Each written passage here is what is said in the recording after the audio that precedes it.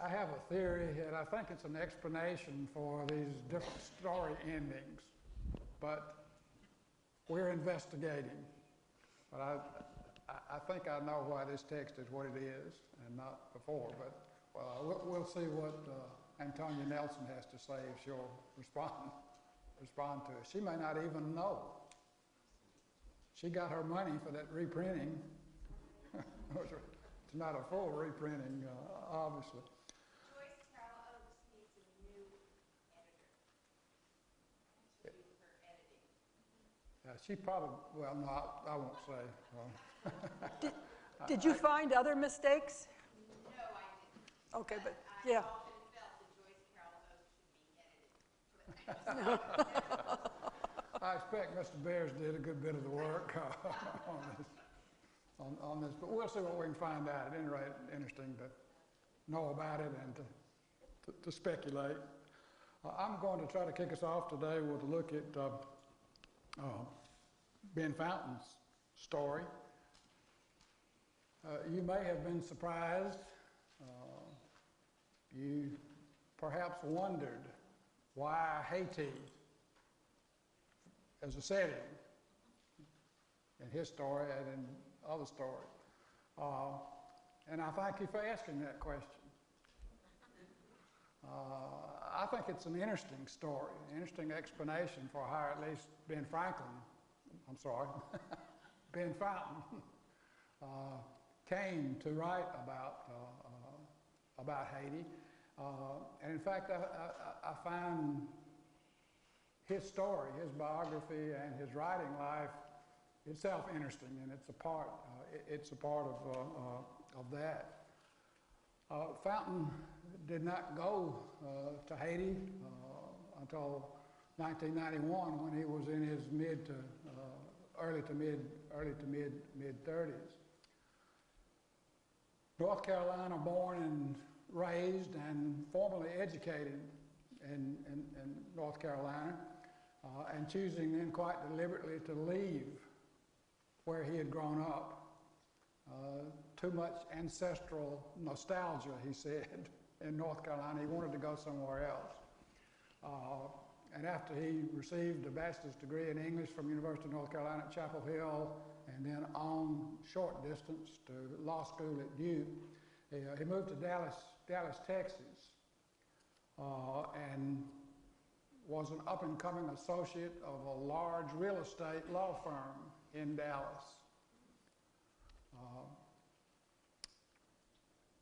Worked there about 5 years and decided that he wanted to be a writer. So he quit the law job, and with the support of his wife, who's also a lawyer, whom he'd met at Duke in law school, he became a full-time writer. 1988, just left. Tried to write. Sold a few stories early, then no stories. He had the heights and the troughs. Then he sold another story, attracted the attention of a New York agent, and then went back down into a trough again. Whoever wrote the head notes for our anthology lists just one title for him. New editor. Well, no, not in this case. When this anthology was published, he had authored only one book. This was published in 2008. You can put that together from 1988 to 2006, which is when the book was published. 48 years old when he published his first book. He's the author now of 3 books. Brief Encounters with Che Guevara, 2006, collected 8 short stories, a number of them set in Haiti and others with international locations, Myanmar, Sierra Leone, Colombia. His second published novel was not until 2012. I mean, his second book, which is a novel, published in 2012, and this is after 2 unsuccessful novels, which he marketed among publishers. One, Dan, was called The Texas Itch. It never saw the light of print, but his second novel, his second book, his first novel entitled Billy Lynn's Long Half-Time Walk, deals with veterans of the Iraq War. It is set in Texas, but it deals with the veterans of the Iraq War. It's been called a satirical novel, but it does show the effects of war on the soldiers themselves, and contrast that with people in the country and heroism, et cetera. His third book is a nonfiction book which just came out earlier this year and reflects his interest in culture and politics and history, which we have a taste of in our selected story. The title of the book, Beautiful Country Burn Again, it's appeared with 2 subtitles, retaining that same title, Beautiful Country Burn Again. One of the subtitles is Democracy, Rebellion, and Revolution. The second subtitle that's been used makes it a little more specific.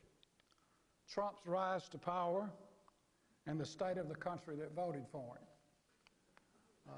It's a sequence of essays. As I say, it came out earlier this year and has been pretty widely reviewed.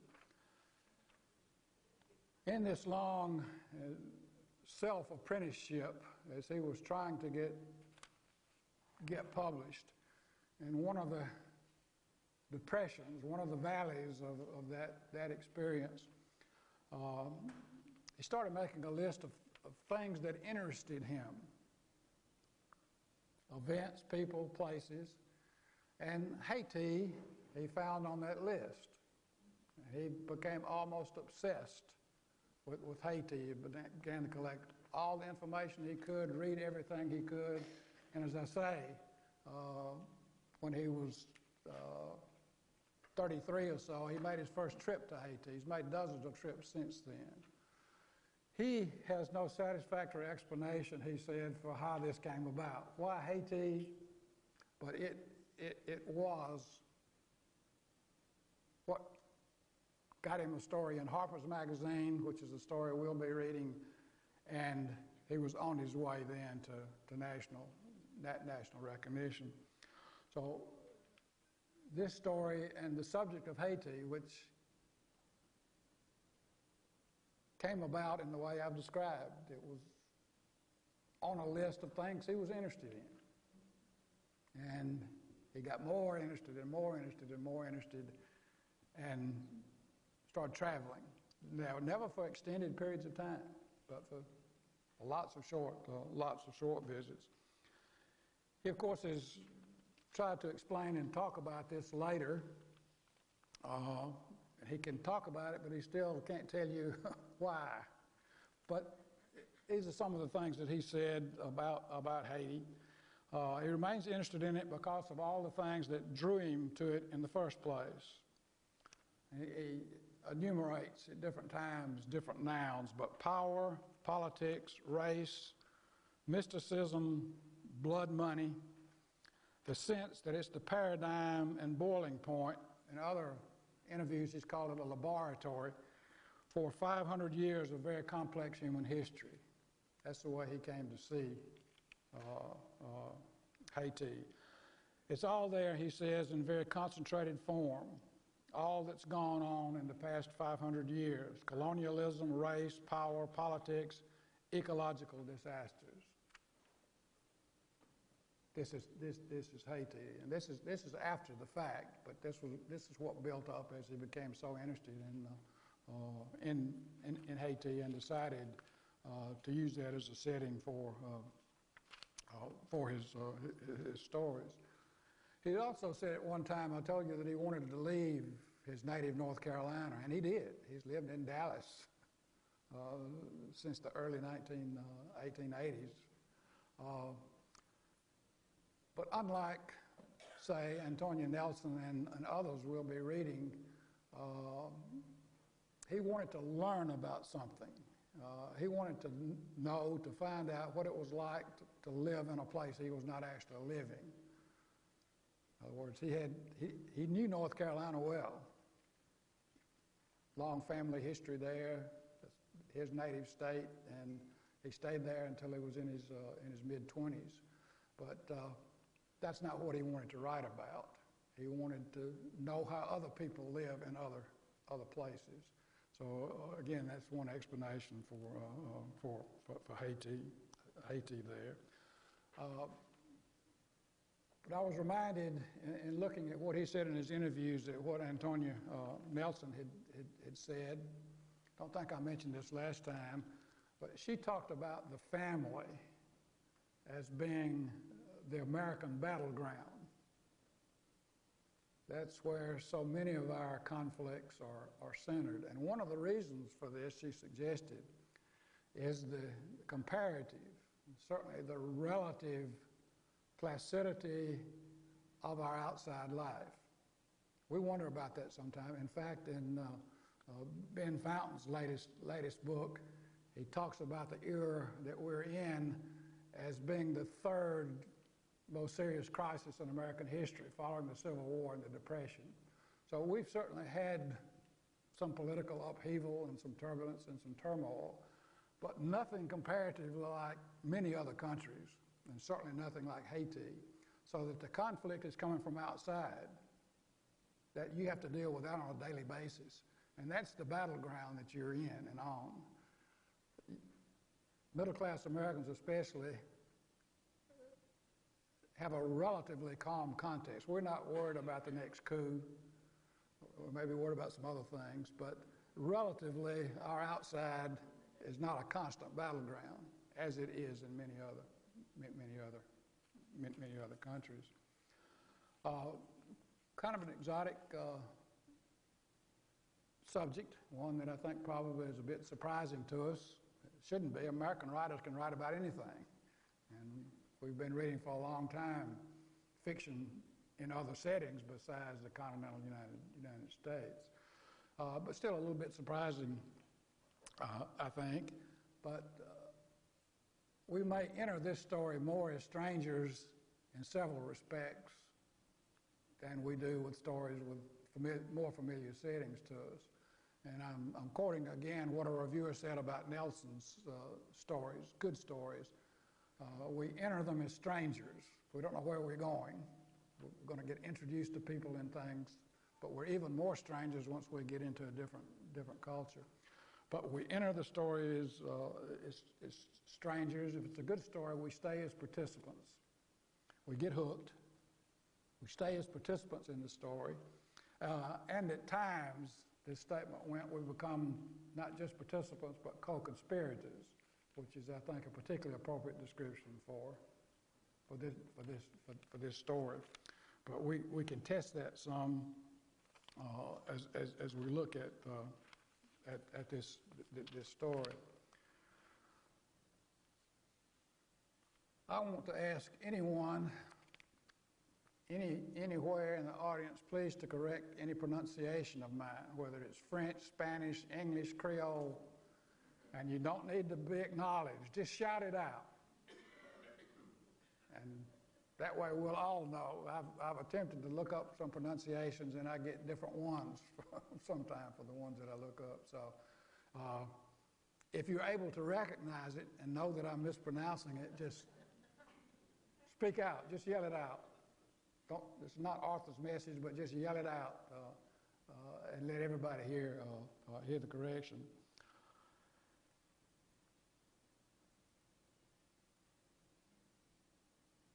I'm going to ride my little hobby horses as usual, coming back after a reading of the story and beginning to do a little critical analysis.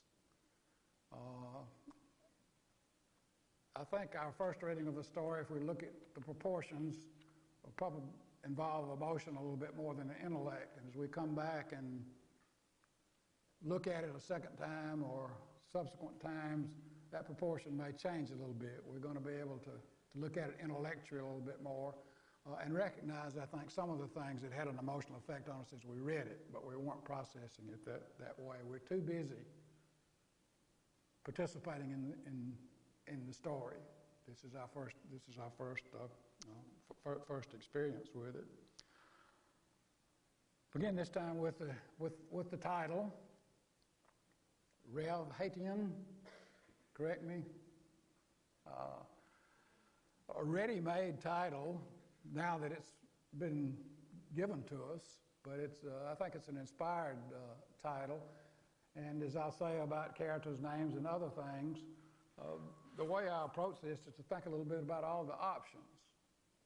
Out of the near infinite possibilities of naming this story or naming characters, why did the author choose what he or she chose? And with what effect did he choose this? We could just look at this as language and say, well, that means Haitian dream. And that's certainly a subject of the story. Yeah. It is also, and this is internal in the story, we have a detailed description of this picture, of this painting. It is the title of a painting. It plays an important part in the story. If I were a better teacher, I would have this reproduced on the screen for you. I think, and I may need to do some more investigating, that this particular, and again with the name Hector Hippolyte is the way I've heard one pronunciation. I would say Hippolyta if I hadn't looked it up. What's? Ruth, say it again. Hippolyte. Hippolyte. Hector is his first name. I got that. Hippolyte became the premier artist of Haiti in the mid 20th century. We can talk about him a little bit more if we want to. But he has many paintings. This one was the one was chosen, and it's one reader of his story asked Fountain directly if this were a made-up painting. He said he could find no evidence of it. And Fountain's reply is factual. Certainly this painting existed. And in fact, it was reproduced when the story was first published in Harper's Magazine. To Fountain's knowledge earlier, unless he's found out differently, and as far as I've been able to find out, this particular painting was destroyed in the 2010 Haitian earthquake. There were thousands destroyed in a very important art museum, native art museum there. Most of them were lost. Some were recoverable. This one was probably among the paintings destroyed. So we didn't have an old photograph of it. We're not likely to get one now. But it is described in detail in the story itself. But this title has a number of layers. The picture itself and many others like it by increasingly acclaimed Haitian artists occupy a central role in the plot, in the story. But the idea of the dream is important. It's a Haitian dream, but it's a larger dream: life, liberty, the pursuit of what we want to pursue. So. If I were grading it, I think I'd give the title a pretty good grade. I think it's a nice choice of title. If we're not familiar with the painting before we read the story, we won't recognize it as that, but we're going to find that out pretty quickly. But it's got a lot of ramifications beyond that, because this is a story about dreams. And a lot of these paintings are said to have dreamlike qualities. There are a number of layers to the choice of stories. Then, of course, early, the beginning line of the story. And again, a good grade, I think, just looking at the first sentence. This is page 307. We're about to enter something here, and this is the first thing we meet. In the evenings, after he finished his rounds, Mason would often carry his chessboard down to the Champ de Mars and wait for a match on one of the concrete benches. Okay, I want to know more. I want to know more. Questions are raised. Rounds? Is this guy a cop, a night watchman? Why is he making his rounds? Actual name for the park used, which in Haiti reproduces the Paris park name. But if we know Mars, we've got a little hint that this ain't a peaceful place. We recognize Mars as the god of war. We're going to get warfare here. So we're already prepared for this from that first sentence. And we're going to get more and more prepared and get clarification as we go on here. We find out a little bit about the rounds. He is an OAS observer, Organization of American States. We can talk about this organization if you'd like. Someone has called it America League of Nations or America United Nations. It's a coalition of right now 35 independent countries in this hemisphere trying to promote peace, economic stability, human rights, economic, social, cultural development, et cetera. But he's an observer of this organization, and we're going to find out more about his rounds. Nightly gunfire we're introduced to. From his house, he could track the nightly gunfire, its volume and heft, the level of intent. Whether it was a drizzle meant mainly for suggestive effect or something heavier, a message of a more direct nature. And then the short sentence, in the mornings, he always knew where to look for bodies. This is a battleground. This is a battleground. A good start to the story. It's one I think that pulls us in, makes us want to know more, and it suggests, and even in the first paragraph, we're going to have this blossom opening up just a little bit more until finally we're going to have it open all together. We get the protagonist's name in the first line of the story. And this is where you may very well say to the person next to you, here comes the English teacher again, looking for hidden meanings. But again, out of all the possible names that Ben Fountain could have chosen for his protagonist here, he chose Mason.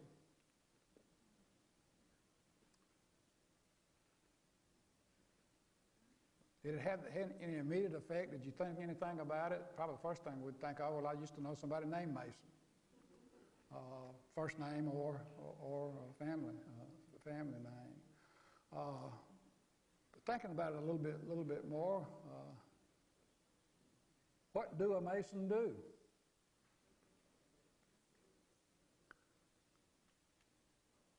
He contributes to building, does he not? I mean, we can pursue this. He's not the manufacturer of the bricks. He's not the architect. He's not the designer. But he's going to contribute. He's going to deal with material that's going to put together something. So I don't think that's an entirely accidental choice. I don't know. We could ask Ben Fountain, and he may or may not tell us the truth, or he may not know. My dog used to be named, my dog had a dog named Mason. Who knows? But at any rate, this is the name he chose, and I find some significance there. There are a number of other references, allusions to outside things, Organization of American States, and once again, with this story, as with almost all of our stories, you can plan your life out. It was Herman Melville who said, although I'm sure he hasn't been the only one, Herman Melville who said that all subjects are infinite. And he said this before Google. We can go on and on and on, on and on. So if you want to, I suggested if you want to use your free time reading fiction based on true crime, you could. You spend the rest of your time. You can spend the rest of your time learning about the Organization of American States, history of Haiti, of these individuals. We're going to get more names, but most of the names we're going to get are going to be of historical figures, persons who actually lived, that were particularly important part and often very sad and brutal part of the history of Haiti. And we're going all the way back to the beginning of that country.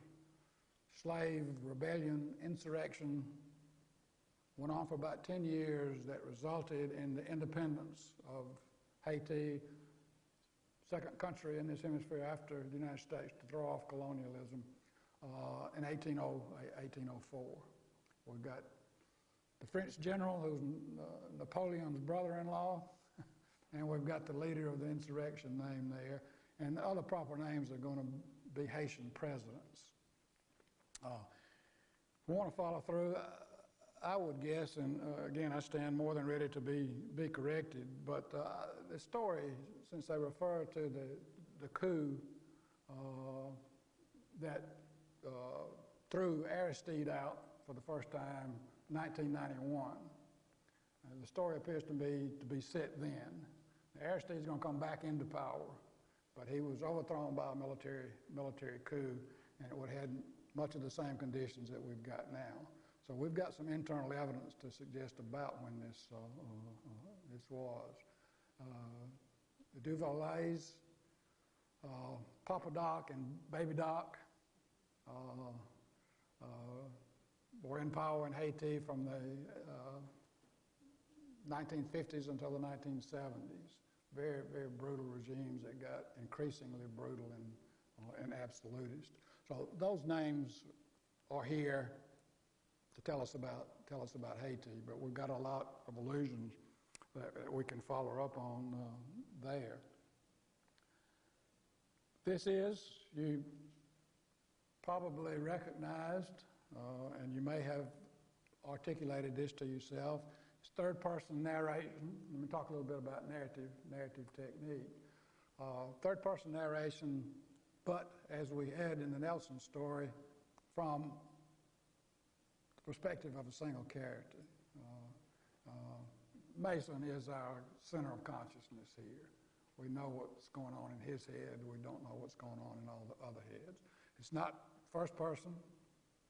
It's not dramatic form. Told in third person. Mason's referred to as he, but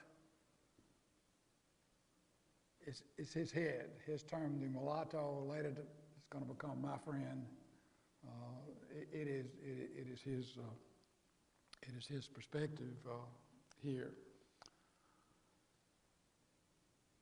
This story, it seems to me, is one we might employ in Tanya Nelson's distinction between the shape of a story and the plot of a story.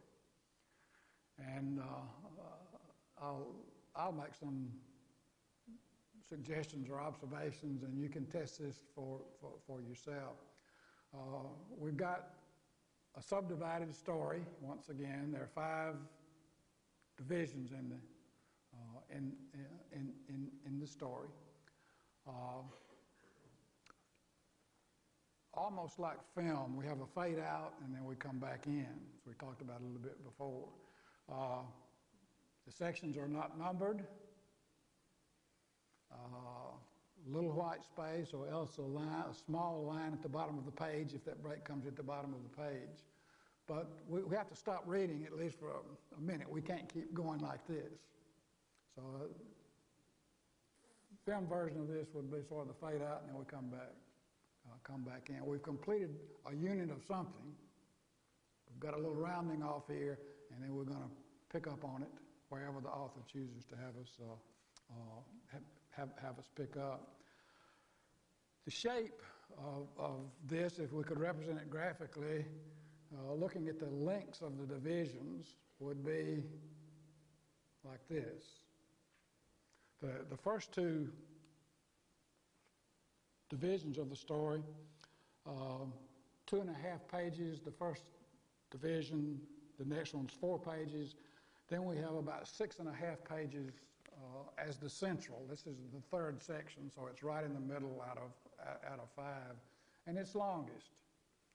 And it's the section you'll recall, or you can refresh your memory about where Mason is getting to know the mulatto, being transmuted into my friend and a person he regards as a genius. This is where he's going to learn about, he's going to be looking at all these paintings. This is part of the dramatic action, but that's going to occupy most of this central section of the story, and it's the longest one here.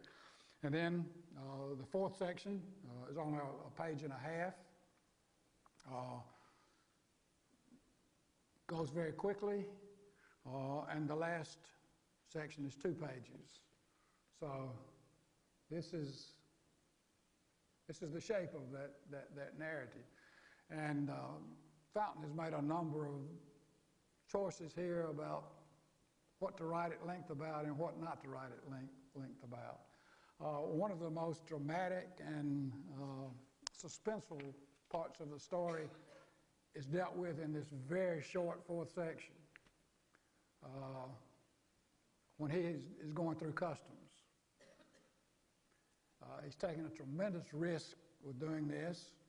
His career is gone for sure, and that may be the least thing. If he's caught coming back into Haiti, he's going to be in some real problems. Very risky. And wonderful possibility for drama as he waits to go up to the checkpoint, and the way he feels as they start looking through his stuff. We don't have that at all.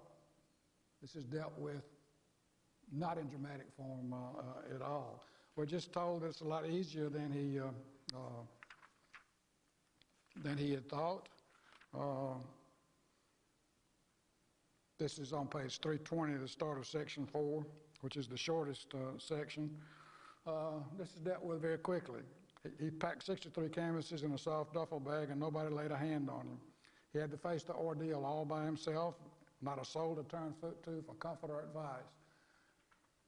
That could have been a short story in itself. There hadn't been even the consolation of seeing the mulatto before he left.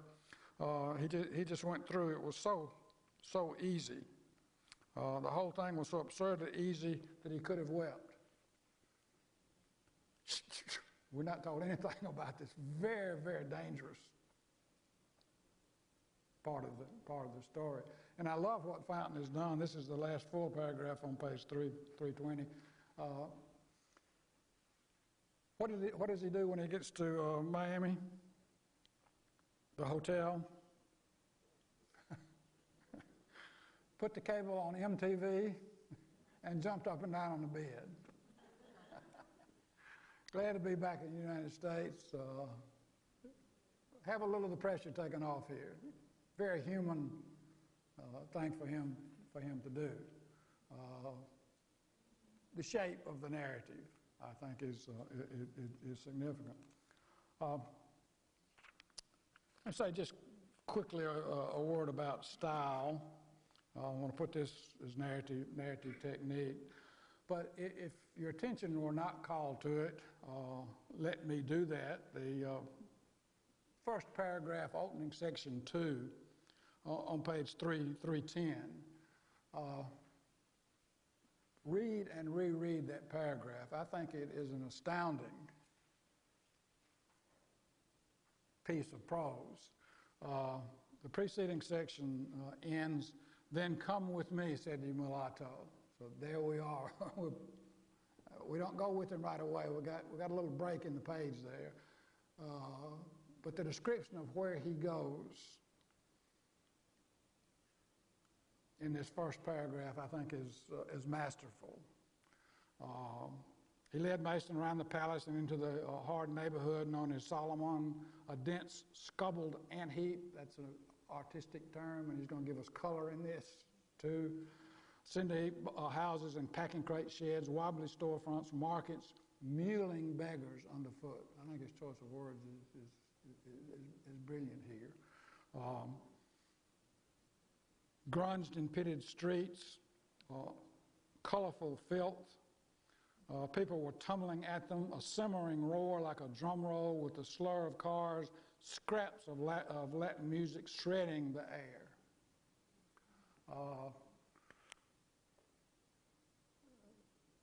Ben Fountain has a lot of talent. He may have been almost mystically inspired here, but he also knew from past art and craft. He's reproducing here what Ezra Pound talked about of ways to evoke emotion in readers. And there are 3 ways, and he's got all 3 of them here. I'm not going to give you the Greek terms. The Greeks knew how to do this too, and they wrote about it. Mental images, visual images, how to draw images on your mental retina. He's got this, I think he got very vivid images there. Also the sound of words, just the very sound of the words are having an effect on you. Here, mewling, simmering. And then a 3rd method, and he's combined all 3 again, is to use words and phrases in an unusual way. And I think he does that. I think he does that as well. I think it's a brilliant. Paragraph. At the end, we do not have the typical resolution of the story here. We are very much left with the question, what's he going to do? But we've got the ball now. Let's put it with us. What's he going to do? What would we do? We've got some very large questions raised here. We phrase them a lot of different ways. Ends and means. Does the end... Hold this a minute. Well, does the end here justify the means? He's obviously broken the law. And he's going to provide the money to buy guns, and there's going to be death resulting. He's got some responsibility there. This is part of the house that he's building. Is it justified? Has he done right or has he done wrong? We've got some big questions raised here that I think have been raised naturally and are added to by the fact he's got another dilemma. What's he going to do with that money? What's he going to do with it? His friend is dead. What would we do, we might say? What should a human being do? What would we have done to secure the freedom of great numbers of people, to put down a brutal regime? Where do we draw lines? Do we draw lines? We know that Mason has not drawn those lines. But. Okay, my time's up, and you have break time. Break. I guess it's my turn.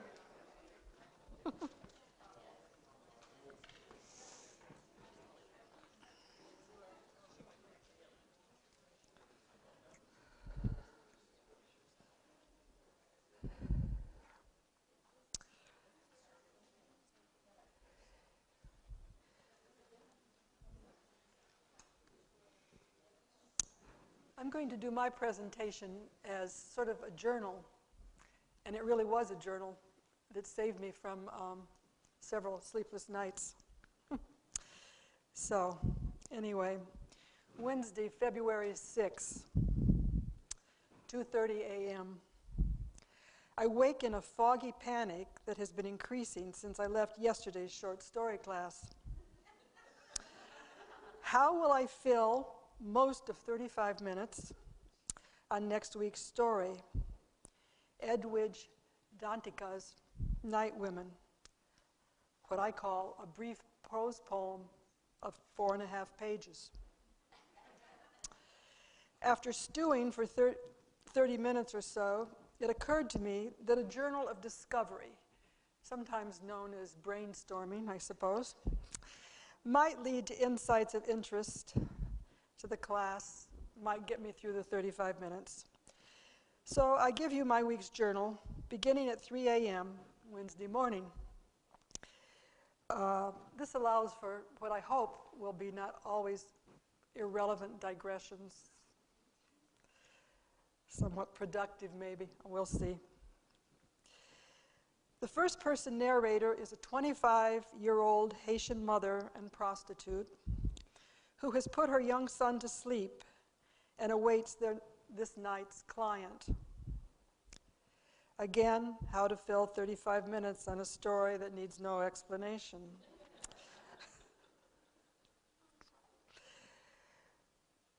When I returned from class yesterday, I Googled Haiti prostitution and immediately hit on a 2018 video of a very pregnant 19-year-old Haitian woman or girl who had been abandoned by her lover, the head of the Oxfam Haiti mission. How do you like that? No winning for these people.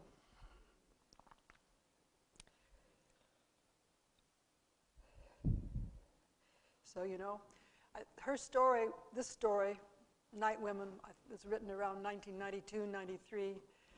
And what is it, 26 years later, things haven't changed. And indeed, because of that horrible earthquake, are probably even worse for these people.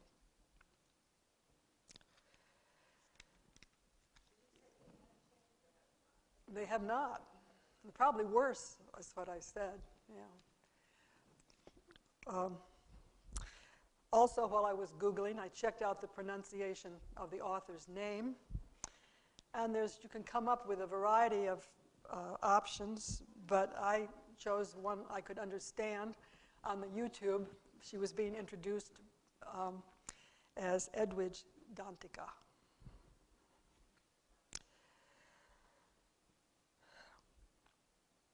Bert and I clearly followed the editors of the Echo anthology in pairing Dantica with Ben Franklin's, is that right?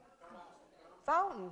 See, oh, I know better. And I thought when you were talking, I thought, I got to remember to say Ben Fountain. Anyway, I actually read Fountain's Billy Lynn's Long Halftime Walk. I thought it was a good book. The movie was dumped on and I never saw it, but I liked the book. Okay, so, and his story is, I think, 2000 date on the Rev Haitian, the Fountain story. 2000. Yeah, 2000, yeah. It's a 17-page, fully developed narrative of white colonial male and his loss of innocence. And here we get into a little side, but it interests me. White males dominate the anthology with 33 stories, whereas 15 of the stories are by women. If we include Dantica, 5 of the stories are by black writers. Among hyphenated American writers included, in addition to the African American or black writers, Sherman Alexie represents Native Americans. I really want to teach that story, but Bert doesn't care for it, so. Oh. He just doesn't like the story, not the author. Jhumpa Lahiri addresses the experience of immigrants from India, and Junot Diaz is another Caribbean writer. He speaks for the Dominican Republic. Recently, I read a really good autobiography of Ulysses S. Grant and discovered that as president, Grant became obsessed with annexing, maybe even making a state of the Dominican Republic. My history classes had missed that. Anyway, that's. And of course, if you get into the history, I learned from reading some other things by Dantica that the Dominicans expelled the Haitians, and brutally so. It's part of the horrible history of the place. Dantica herself has been labeled a Haitian writer, a Haitian American writer, African American writer, an African-American writer, or woman writer, and of course, a woman writer. I suppose you could get into deep theory with what that hyphen means and whether, among other things, it suggests inclusion or exclusion. But I kind of like to think of it as a bridge where some of the most exciting writing that's going on these days occurs, that bridge between two cultures. And, there's many Asian writers, Korean, Chinese, Japanese as well, that would occupy that bridge. And I think that has helped to enliven the American short story in the last, 50 years or more. It's more and more we have these what we call hyphenated writers, and they have new stories to tell and ways of telling them. So Thursday, February 7th, 10 a.m. The woman in Danteka's story indirectly enters Rev Haitian on page 308 in the incidental figure of, quote, the weary peddler women chanting house to house. The main character, Mason, of that story, passes them as he walks to the park to play chess. Bert talked about that. Danteka's unnamed narrator refers, in a way, to these peddler women as day women, nominally more respectable, but as disregarded as the night women, the prostitutes, like the narrator. I think one might do something with the fact that Danteka titles the story Night Women. It's not just one woman, but it's a large class, a group. It's all women, perhaps, of that particular note. It's a universal story for them.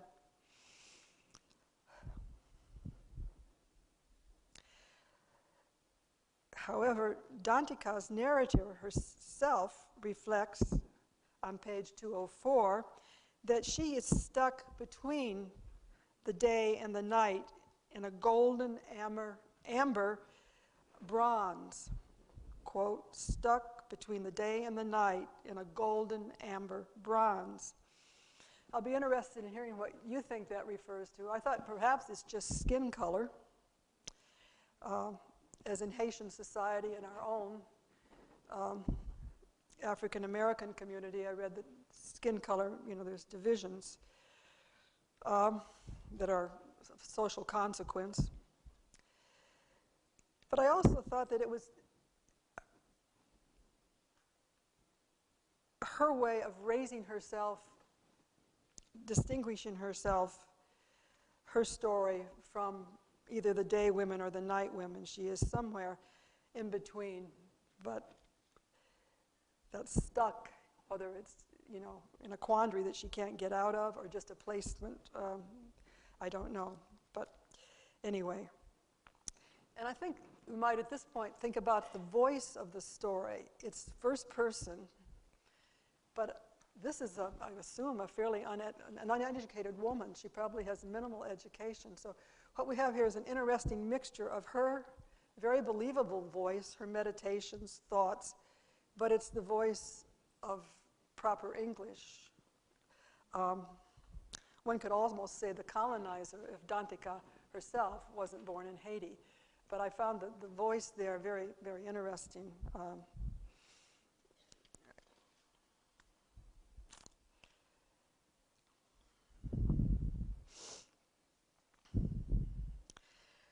Fountain's story is involved in one of literature's oldest plots, a young person's growth from innocence to knowledge.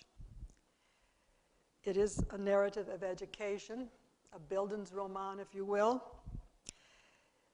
And it has often been mostly a male story. I said it's ancient. In our own culture, I'm thinking, of Young Goodman Brown by Hawthorne, or My Kinsman, Major Molyneux, where the young man goes from the country to the city to find his uncle, the governor. And those of you that know this story knows that the governor is being led through town, tarred and feathered. And, so that it's a very basic story as Hawthorne tells it. Fountain elaborates it with the rich cultural detail, the special circumstances of the present, but it's told over and over and over again in the literature.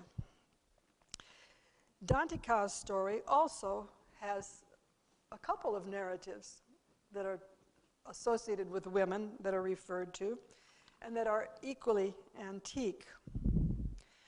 One such female narrative is that of Penelope, who every night undoes the weaving she has done during the day in an effort to forestall the suitors as she waits for the return of her husband Odysseus.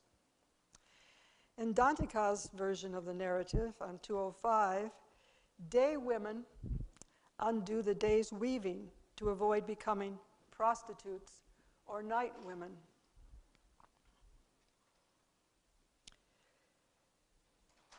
She also has probably an equally ancient and common narrative for women, which is that of seduced and abandoned.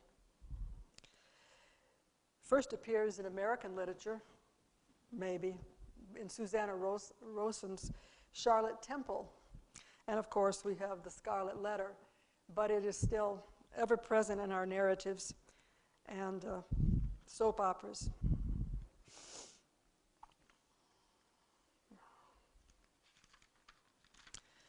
Friday, February 8th, 11:30 a.m. I have read half of Crick Crack, and if you'd like to see how that's spelled and you've forgotten, just turn to 203. It's in your head note, Crick Crack. And it's the volume from which Night Women is taken. And you'll notice it's crick with a question mark, and then crack with an exclamation point.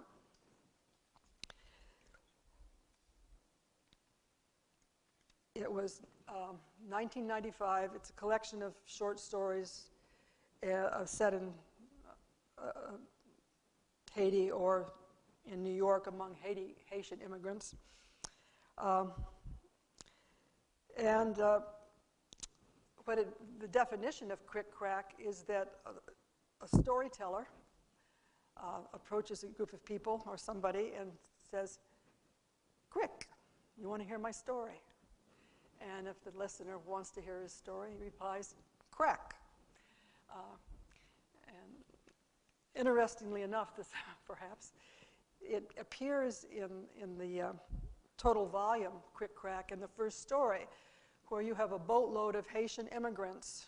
It's a boatload, 35 people in some creaky old boat, and they've fled, and they want to get to Bermuda. And spoiler alert, they never make it. But anyway, they're telling stories, and that's where Crick Crack is a way of passing time.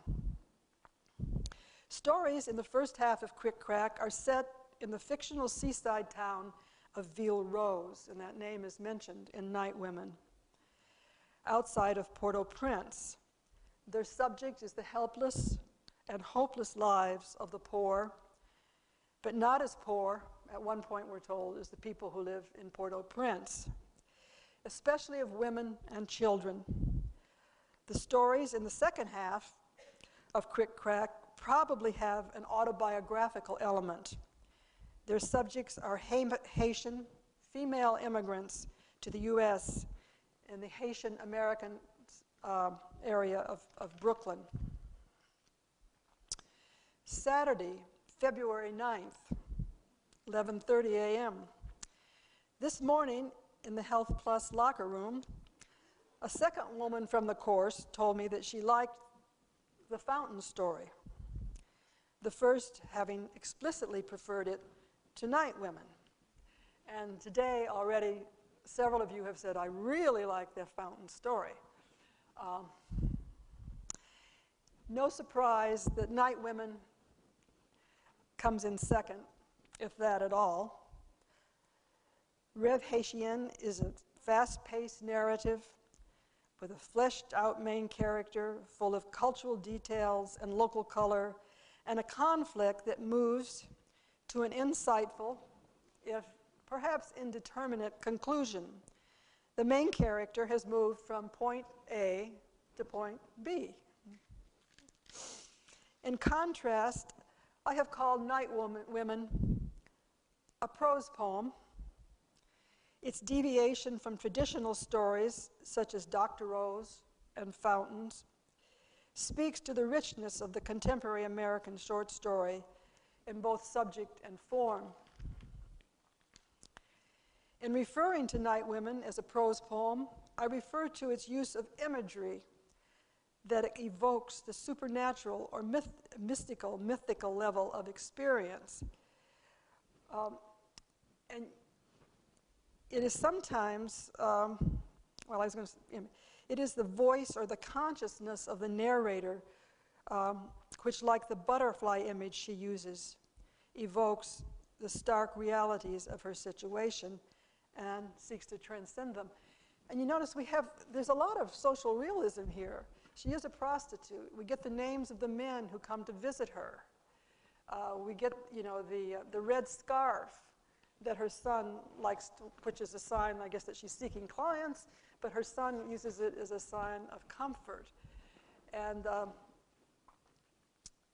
but at the same, this magical realism kind of raises these details or transcends them. The red scarf becomes his consolation. The male visitors become angels. You have the ghost women who one thinks of as perhaps women who share her plight. So it's a more magical realm, mystical realm, as well as a very realistic one. This magical realism is often associated with Latin American, South American writers. My favorite is 100 Years of Solitude, but you find it a lot in that kind of literature, but you have that working here. The conflict, if we can call it that, is the reality, is the shack, is the reality of the shack where the mother and son live, and the fantasies by which she seeks to shield him from reality and bring beauty into their lives. The narrator revolves the conflict by disguising her clients as the angels and the boy has missed while he sleeps. The more realistic resolution of their lives is suggested in the story's second paragraph. Behind the sheet that divides the room, the figure of the sleeping boy, quote, stretched from a little boy into the broom size of a man.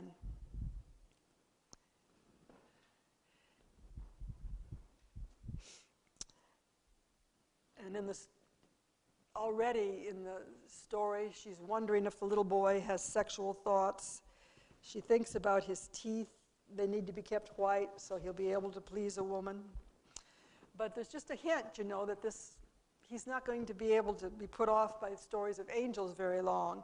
And in the larger volume we get a clear idea of what it means to be a man in this culture. The boy's likely fate is grimly spelled out in several stories. In the opening story that I mentioned of the refugees in the boat, the leaky boat, the young man has left his family, left the girl he loves, and had to flee under cover of night. And he's writing in his journal to keep himself occupied.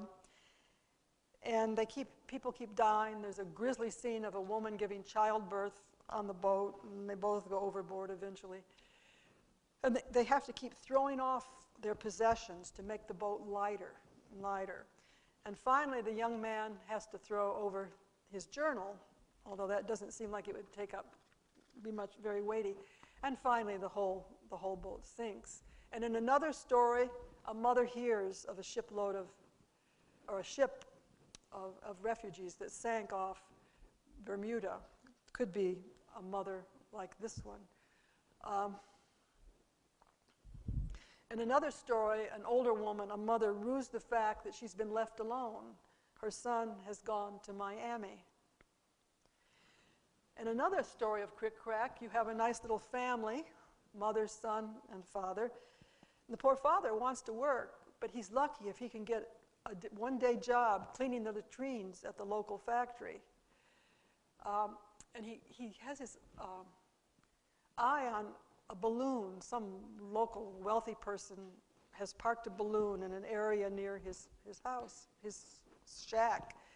And the man watches, and he sees how that balloon operates. And so one day, he gets in it and takes off.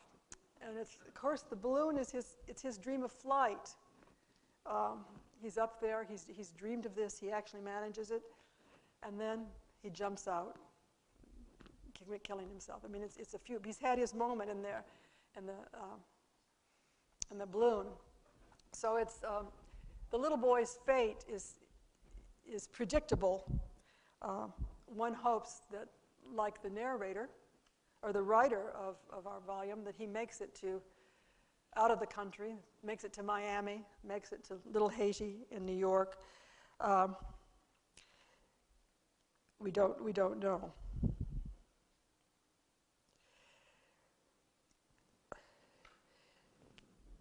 Going back to the idea of how does a story move from point A to point B. We begin in the shack. I cringe from the heat of the night on my face. I feel as bare as open flesh. Tonight I am much older than the 25 years that I have lived. The night is the time I dread most in my life, yet if I am to live, I must depend upon it. And you're flipping to the end.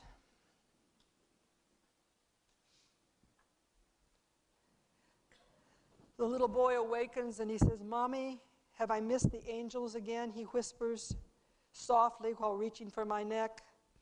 I slip into the bed next to him and rock him back to sleep. Darling, the angels have themselves a lifetime to come to us. Well, is there any hope there? Or is it resignation? But the only angels there will be are these men that come in the night and disappear back to their homes in the days. But the story has some very striking images, transformations, that maybe sort of a balloon for the narrator. I don't know. So Sunday, February 10th. Dantica's own life defies such a fate for mother or child. She was born in Port-au-Prince in 1969, making her 50. At age 4, she was left with relatives while her parents went to the New World, to New York, to make new lives for themselves. She joined them at age of 12, and in 1981, she graduated in French Lit from Bard College in 1990 and received an MFA from Brown University in 1993. And she has received the usual, well, you know, all of these writers' awards and grants and so forth. In terms of her own story, and as a contrast to the final image in Night Women,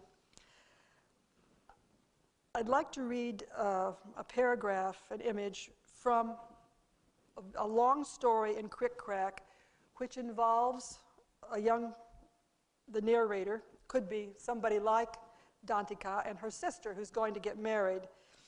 But in the process of the story, the narrator becomes a naturalized citizen. She becomes a citizen. And then, what maybe is even more important, she applies for a passport. And the passport is so vital. It's your survival ticket. Anyway, so, and then she reflects.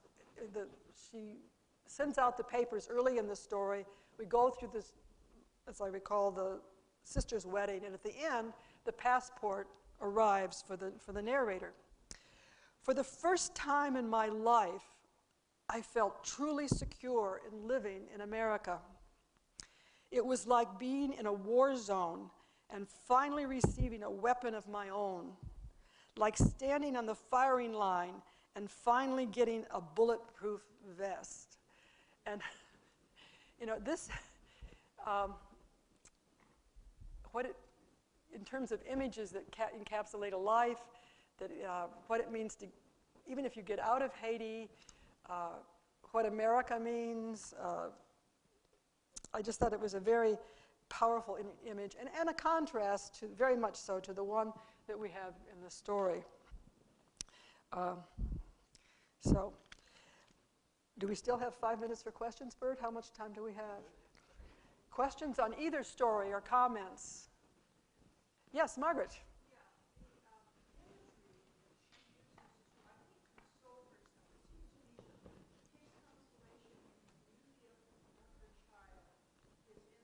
Yeah.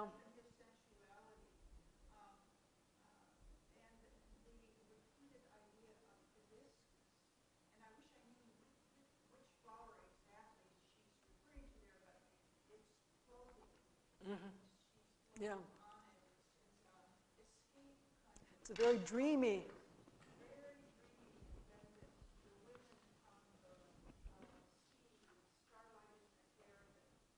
Yeah.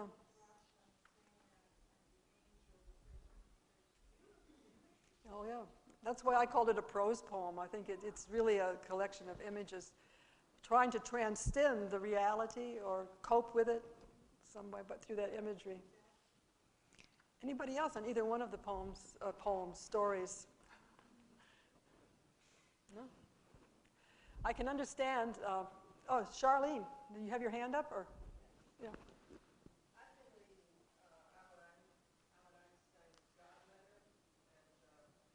You're a what? Yeah.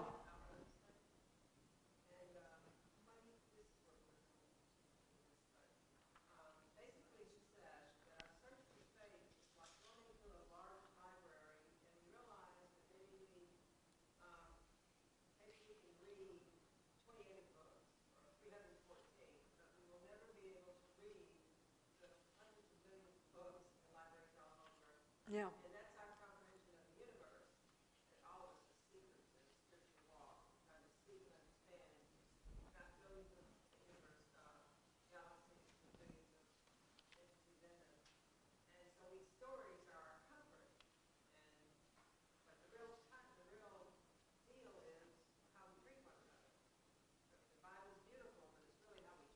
Yeah. Yeah.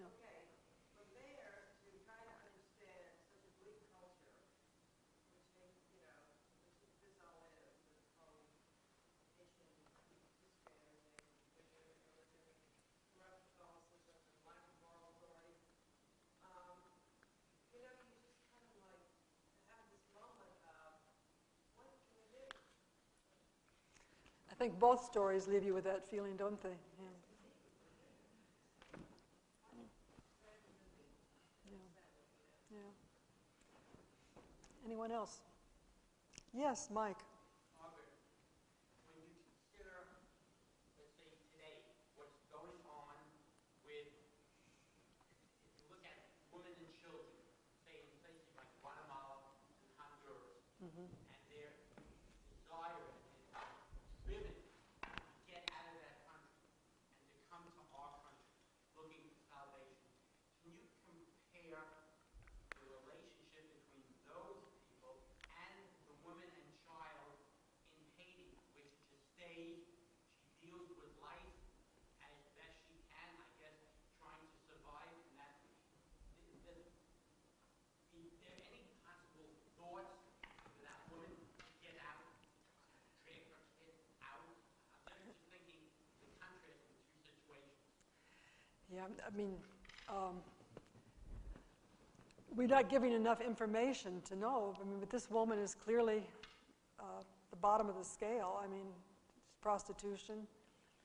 I don't know, Mike, yeah. It makes you have sympathy for those that do try to leave, doesn't it? Now, the narrator herself, Dantica, clearly her family had more means. I don't think they were wealthy or anything, but they had a support system in the family and were able to get out. Yeah. I don't have an answer. I just say that it makes you think about the current situation. There must be similar situations to the ones today that can't move, they don't move. Yeah. They stay there, and they're probably in the same kind of situation. And maybe the danger, I'm just wondering that the danger of what's going on today in the country there as compared to what was going on in Haiti. You had the Tom Tom food, you had the danger of even living in that. And she must have felt some of that. Yeah. But she stayed. Yeah, that story, yeah. But getting out wasn't so easy, you know? Yeah. Yeah, Ruth. Yeah. Ruth. The fountain story suggests that all that America can do is as an observer, use the word observer. Yeah. And then they try to be a participant or co-conspirator and co-collaborator. Yeah. It's that very ambiguous. Yeah. Ruth is saying that the fountain story suggests that all America can do is be an observer. Yeah. Well, America's done much more than that. We've got an individual American trying to help out, but the United States, and I found I don't know the right word, irony is one, but Ruth, help me pronounce his name, Hector Hippolyte? Hippolyte was said to, early in his career, to have painted on postcards so that Marines could mail them back to their families, and a particular report of this said, visiting Marines. Well, I think the more accurate word would have been occupying Marines. This country was in Haiti from 1915 until 1934, straight through. So what do you do as a nation or an organization or as an individual? What do you do? The government sees different needs than individuals do, but they would make the claim that it's done for individuals, I think. Like many of you, I sent my pittance to the Red Cross or something for, was it Presidents Bush and Clinton were going to solve the situation, and when I heard that, didn't really get off the ground. Just wondering, and I know very little of this things, but Haiti and Dominican Republic next to each other, contiguous, very different stories. Yeah. Well, I mean, okay, can we not learn from that about what's important? I mean, very few countries on earth, nations on earth, have had to leave everything else that Haiti has had with no positive results. So what are you suggesting? No, but you said, can we not learn? Huh? You know, it seems like there could be learning if you look at why countries that are basically climatology, topographically exactly the same. Yeah. Why the difference and what can we learn from it? And I'm not saying Yeah. it's no murder by any means. Yeah, no, I thought maybe, No, I'm pretty ignorant about it. I just know that people from Haiti are trying to get to the Dominican all the time. yeah, Okay, so. and they're not wanted there. I all know people who spent their careers often in other places in trying to make things more sustainable and better in Haiti, and with a huge amount of weariness and well-doing. Is it Paul Farmer who wrote Mountains Beyond Mountains? Isn't that about the, yeah. Yeah. Dwight, I have a question, I guess mainly for Bert, but that's okay. No, no. I'm interested in Mason, the character, and our first glimpse of him is as an observer who is uncomfortable being only an observer. His idea for interacting with the locals is to allow them to beat him in chess time after time. Does he realize that they know he's losing on purpose, or is he as naive as we might think?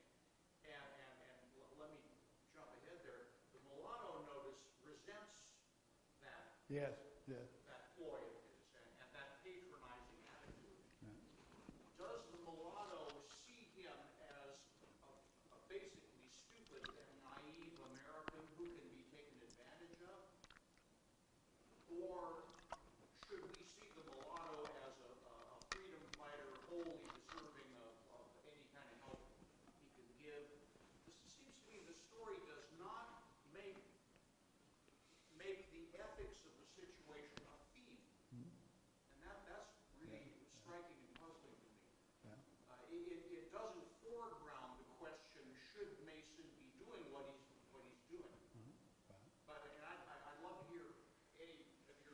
Well, you make really good points there, I think. And I'd point to a couple of sentences that caught me. This is at the bottom of page 309. And this is where they're talking about that. Mulatto says, all these nights you have been trying to lose. Mason shrugged and began resetting the pieces. I didn't think it was possible for anyone to be so stupid, even a blank. You're mocking us. No, that's not all I just felt. You feel pity for us, something like that. And these are the sentences. And this is the mulatto, my friend. And what I was struck with was this is a declarative sentence. You want to help the Haitian people. It's not a question. Mulatto says, you want to help the Haitian people. That's true, I do. And then there comes a question, the interrogatives here. Are you a good man, a brave man, a man of conviction? Why isn't that first one a question? You want to help the Haitian people. That's true, I do. Are you a man of conviction, principled man? And says yes. So I don't know. It's a complicated question. My time's up, but I would say Mason really is not aware that others know but what's his purpose in doing this? We could talk about that for a long time. But I don't know anyway. The bottom of 309 addresses that a little bit, I think, as they go back and forth.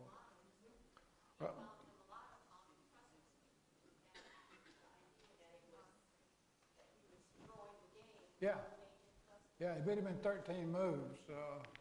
Yeah. Thank you very much once again.